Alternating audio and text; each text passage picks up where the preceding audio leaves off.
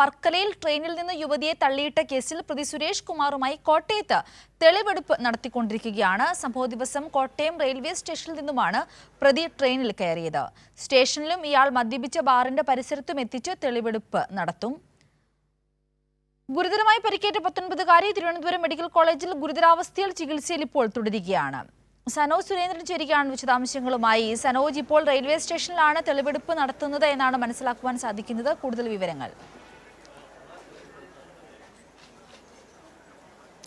തീർച്ചയായിട്ടും സിന്ധൂരി സൂചിപ്പിച്ചതുപോലെ തന്നെ കോട്ടയം റെയിൽവേ സ്റ്റേഷനിലാണ് ഇതുമായി ബന്ധപ്പെട്ടുകൊണ്ടുള്ള തെളിവെടുപ്പ് നടന്നുകൊണ്ടിരിക്കുന്നത്. ഇക്കഴിഞ്ഞ നവംബർ മാസം 1-ാം തീയതിയായിരുന്നു കേസിനാസ്പദമായ സംഭവം.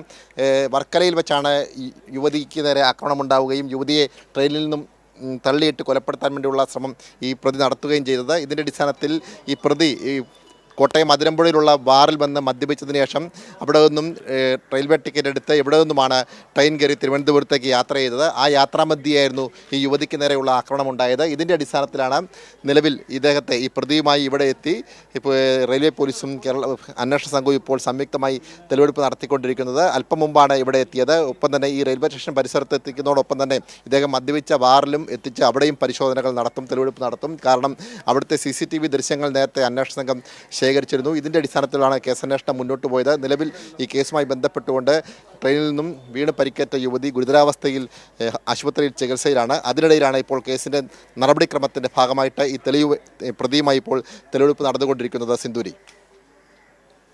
ശരി സനോജ്, നമുക്ക് ആ ദൃശ്യങ്ങൾ കാണാം. കഴിഞ്ഞ ദിവസമാണ് ഇത്തരത്തിൽ ഈ ഒരു സ്റ്റേഷനിലും കോട്ടയം റെയിൽവേ സ്റ്റേഷനിലും അതേപോലെ തന്നെ സമീപത്തുള്ള ബാറിലും മറ്റും മദ്യപിച്ചതിന് ശേഷമാണ് ഇയാൾ ട്രെയിൻ കയറി തിരുവനന്തപുരത്തേക്ക് എത്തിയത്. ആ ഒരു യാത്രാവേളയിലാണ് ഈ പെൺകുട്ടിയോട് ഇത്രയും ക്രൂരമായ രീതിയിൽ ഇയാൾ പെരുമാറിയതും കൊലപാതകത്തിന് ശ്രമിച്ചതും. സനോജ് സുരേന്ദ്രനാണ് ദൃശ്യങ്ങൾ സഹിതം വിശദാംശങ്ങൾ പങ്കുവച്ചത്.